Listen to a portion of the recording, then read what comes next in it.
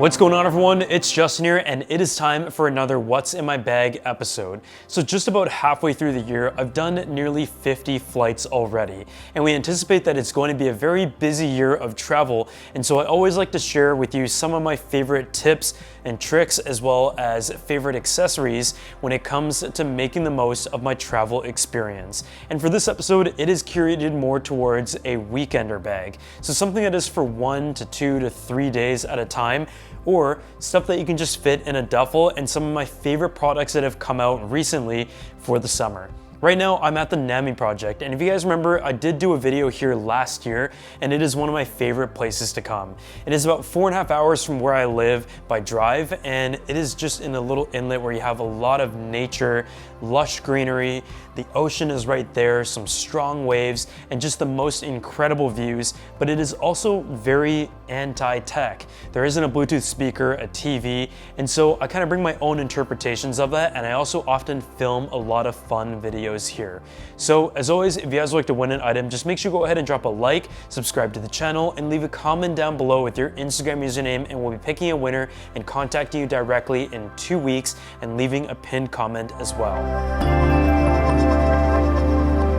So some of my latest travel essentials are actually from Paravel. It's a company that I've seen a lot on Instagram, and I just love their aesthetic. It has this sort of European summer aesthetic, and I find that I personally like to use it for more local and domestic trips, and especially for road trips. They have this carry-on right here, which is the Aviator, the beautiful brown leather accents, which matches my current favorite look, as you might have seen with my car, for example. And I love the little wrapping elements with gold foil text and also the vertical sliding detail on the front. The wheels are also great, and you also have a little lock mechanism that is built in, but it's just a really solid luggage that hybrids the aspect of durability and the luxury look. It's available in so many cool colors, including Safari Green, Boxcar Red, Scout Tan, Scuba Navy, Domino Black, and Derby Black. And personally, I like the combination of a dark luggage with a light duffel bag, so this is actually the one that my girlfriend's using. For this video, I brought everything in a duffel bag, and recently some of my favorite duffel bags have been the one that I got on the Four Seasons private jet trip, as well as this right here. It is a weekender bag that is a little bit larger than the typical compact duffel bag, but that just means you're able to fit more tech, more clothes, and essentially for a 4, maybe 5-day trip in the summer, I can fit everything that I need. And what I love about the Paravel line is that it allows you to customize. You can have some monogram text on your luggage, but you can also have it on your duffel bag. And I've gone with just a simple JT initial right here, and I've picked the color green because I've really been liking the combination of green, tan, and it has this amazing eco twill material that adds a lot of durability. I think it's a really good option for a weekender bag, and I guess for this trip, which is about 2 nights, I was able to fit everything that I need, including some camera equipment. So my favorite pair of headphones right now for travel in the over-ear aspect is the Sonos Ace. And it's a pair of headphones that we've been waiting for quite a while, and one that, really had to hit the mark because it comes in at a price point of about $450. It comes in a white and a black, and I find that white just stays a lot cleaner. If you have greasy hands or there's dust on it, it just doesn't show as much, and it's just a clean and minimal look. The design isn't really anything crazy, but I think it looks great, and it's really comfortable, and that is what I notice about it right away. It isn't too light to the point where it might feel a little bit clunky, but at the same time, it balances on the head nicely. The foam and material is one that is able to stay comfortable throughout something like a flight, and it has a pair of custom designed Sonos drivers. All the different controls are over on the side here, and it also adjusts nicely along the little stainless steel mechanism. On top of that, you can also utilize the Sonos app to adjust the different settings such as EQ and customize the experience for yourself. And so as I mentioned, if you want to listen to music, TV show, or a movie while the person next to you is sleeping and you don't want to disturb them, then you're able to do that and enjoy the home theater with a pair of over-ear headphones. Even though there was other ways to do that before, it is just a lot easier with the Sonos system because of the existing ecosystem. But even though it is a very competitive market thanks to how many good options there are. I mean, this definitely has to be one of my favorites right now, and it's a great choice for travel. So when it comes to my photo camera, it is still the Fujifilm X100 VI, and I talked about this in my last travel bag as well as since before the launch because I was lucky enough to have the chance to have it before it came out. It's got a 40 megapixel sensor, 6 stops of in-body stabilization, the ability to record 6K video, and it has a 3-inch tilting screen on the back. I finally received my limited edition model, which is numbered number 1695 out of 1934 in the world, and it is a very subtle limited edition. From a distance, you really can't tell. There's a little Mount Fuji variation of the Fujifilm logo, and there's also the logo etched into the front lens here, but there's also a limited edition strap that is a bit too long for my liking, but this camera has been amazing. It is so much fun to use, and I also have some little accessories including the wide angle, the telephoto, and I've also purchased a Godox flash, so whenever I'm on the go, I like to have the flash on it, and I also have a remote flash to be able to take all of the interior photos, and I mean, with the amount of latitude and resolution, I'm able to crop in, reframe, and all that good stuff. I haven't really used it for video because its ergonomics are just not as well curated for that, but it can record 6K video in F-Log, and that is really, really impressive for a camera on this size. When it comes to the toiletry kit, most of my things haven't really changed from before. I mean, I try to bring the same things from home in little portable containers. My toiletry bag is from Peak Design, and one of the other pieces that is really important, of course, is your toothbrush. And the one that I've been using on travel is the Laifen Wave. You guys have heard me talk about this since CES, and that is because it is one of the most revolutionary products in the industry that hasn't really seen much change regularly. This right here is the ABS model. They have the ABS, the aluminum, and the stainless steel. And Laifen actually recently just came out with some new fun colors. And in front of me, I have a few of them here to show you. And I think they look really awesome, especially if you have kids or you just want a little bit of a color flare to add to your bathroom. And the aluminum alloy is also available in 2 new additional colors, including a blue and a pink. And the price of the ABS one starts at $69. What's so great about this is that it essentially beats every other competitor on the spec side of things and the performance range, while also giving you a mobile app, great battery life, beautiful design that is Apple inspired, and it comes in at a price point that is more competitive. The Laifen Wave is the world's first electric toothbrush to have a 60-degree oscillation pattern. And the oscillation pattern is important because a lot of electric toothbrush either rotate in a circle or they vibrate. And in this case, the motor is physically turning back and forth and giving you the up-down motions that a dentist would recommend as the best brushing pattern. This gives you a very high potential cleaning experience because you can customize it exactly the way that you would like in the app. In terms of the oscillation range, the power and the intensity, and you can actually apply it to 3 different settings right here, from a default mode to 2 other custom modes depending on your brushing needs and preferences throughout the day. On top of that, there's also 3 different types of brushing tips. And the best part about it is that it comes in at a price point of $10 for 3 or $16 for 6. And so the long-term cost of this electric toothbrush, beyond the very affordable and reasonable initial cost, makes it a very compelling option. So when it comes to what I bring when traveling, this right here is the iPad Pro M4. This right here has the newest M4 processor. It is Apple's latest chip and the first device to feature that chip, and it has a lot of efficiency improvements and some performance improvements compared to the previous generation. And what's crazy is that this iPad is now capable of desktop capable apps on top of what it was already able to do before, whether that is Final Cut, DaVinci Resolve, and also having the ability to use a DaVinci panel with an iPad has really changed things. And so for a weekend trip like this, when I'm trying to keep things light in a duffel bag, I really only need to bring an iPad. And I still wouldn't call it a desktop replacement, but I will say it has a very strong ecosystem of incredible apps that give you the desktop-like experience. On top of that, this year's model has an OLED display, and that is something I've been waiting for quite a while. It looks amazing, has a peak brightness of up to 60 1600 nits and a sustained brightness of 1000 nits, and all that comes with the new Magic Keyboard that now has an aluminum finish similar to what you get on the laptop, the great glass trackpad, the same type of keyboard, and I mean, when you fold it up, it is the lightest setup possible, and you also have to remember that you also have the option of the Apple Pencil. So the next product right here, when it comes to the camera side of things, is the brand new Insta360 X4. It is the latest generation of their famous and popular 360-degree camera, and this model is able to do an 8K 30 frames per second resolution in 360-degree video.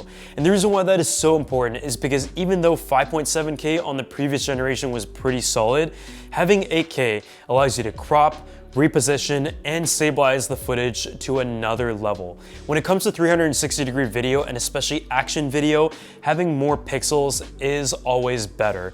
And being able to integrate it with some of your other cinematic footage is really important, and it also features flow state stabilization as well as AI gesture control. The new Insta360 app also has significantly improved AI editing tools and algorithms, as well as the fact that it can automatically create video highlights for you. It can also easily keyframe dynamic movement and transitions, and also allow you to reframe and change the perspective of your footage immediately, and this is where the 8K resolution really comes in. Editing 360 video has never been easier, and there are so many other tools in the app as well, such as gyro-based editing and also AI tracking, just to name a few. Some of the other features that I really like is even though the hardware looks really similar to some of the previous generation, they have made some major design improvements that I can definitely appreciate. You take a look at the lens covers. You can now remove the lens guards and replace them because it is a camera that is meant for you to bring everywhere, and in the past, I've definitely damaged a lens a couple times before I put an actual lens guard on, and so being able to have that peace of mind to replace it and swap it out really easily is awesome. And they also have a durable case that can go around it as a shell, and so it allows you to just not think as much about it and continue to push the limits to get that footage that you really want. It also gives you 5.7K resolution at 60 frames a second and 4K at 100 frames per second in the 360-degree mode, making it the most versatile 360-degree action camera on the market. It is waterproof up to 10 meters, and the battery life is 67% longer with the new and improved 2290 milliamp hour battery. I mean, this is a camera that is so useful when it comes to capturing another dimension for your travel film, doing street interviews, or just jumping off a cliff and being able to reframe it using their app. The 360 degree has been a really fun niche market, and Insta360 is the company that continues to lead that. So the next thing right here is something that I've talked about before and one that I've been using quite recently, and that is the Bose Ultra Open. This is a pair of open concept earbuds, and what this essentially means is that you never have to worry about fit, but they're not exactly focused on active noise cancellation and blocking out your surroundings, but instead harmonizing with it. And so in this case, I just go ahead and place these earbuds like so. And it kind of fits like an earring. And what's great about this is that even if you're someone who can't wear many types of earbuds, it is going to fit. I like it in this kind of cream color because it matches my skin tone and it just blends in completely. So it doesn't look too crazy because at first it might seem a little bit weird. When it comes to sound quality, it does a pretty good job, and it's probably one of the better options that I've tested out when it comes to the open ear design. It's obviously not going to be as immersive or give you that surround dimension because of the gap between the driver and your ear canal, but in a place like this where you want to be able to hear the water, the forest, the nature and all that, but still listen to some music, you at least don't feel as guilty blocking out your surroundings because you're able to go for a walk and still enjoy all that while still being able to listen to your favorite songs. The battery life is about 7.5 hours on its own and over 19 hours with the case. It's IPX4 water resistance, and you can also use the EQ settings within the Bose Music app. I also find the auto volume technology was really good because it keeps your music audio even as your surroundings change, and so this can be good whether you're in a nature or an urban setting or switching within that, because the sound will adapt and adjust to just keep those levels constant and balanced.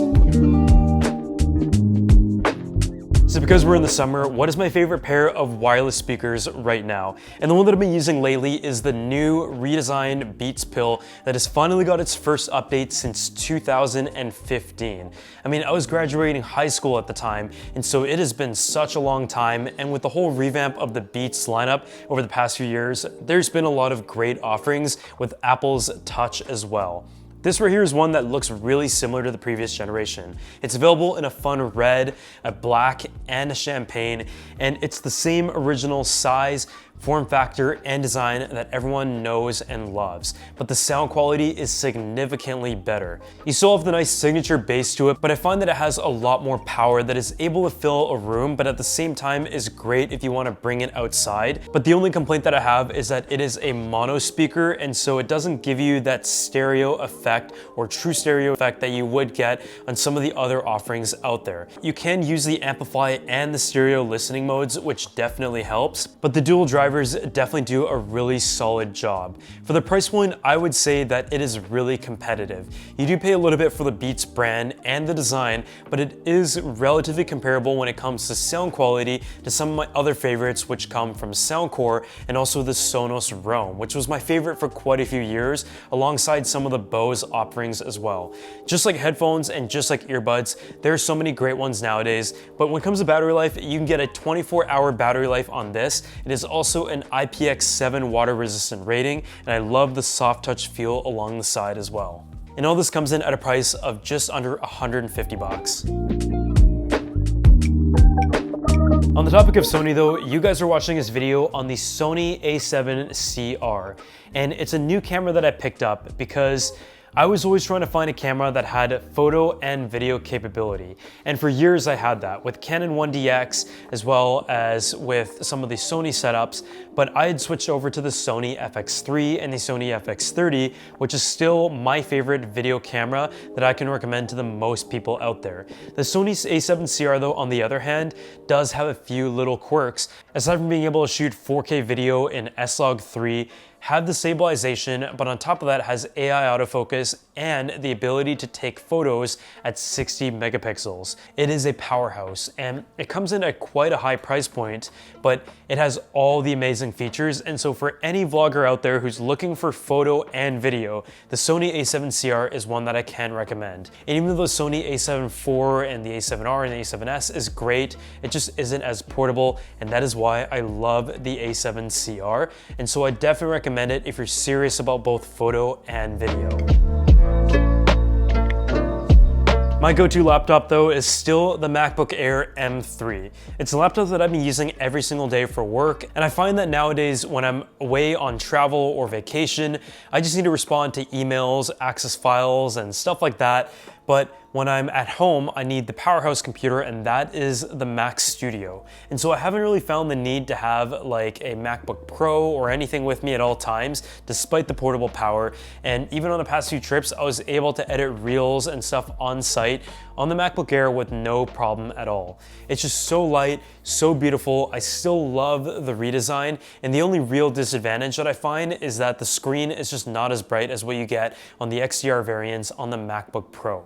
Otherwise, Starlight has been my go-to one. The battery life is great, and the ports are enough, but I would have liked to have seen a third one, perhaps on the other side. But otherwise, I have no complaints whatsoever, and I think I'm going to be riding with this lineup for many years to come. But otherwise, thank you guys so much for watching this iteration of the What's in My Bag. I have so many more of them planned, and as always, if you did, drop a like if you enjoyed it. Let me know in the comment section below if there are any other products that I should check out. And as always, I'll see you guys in the next video.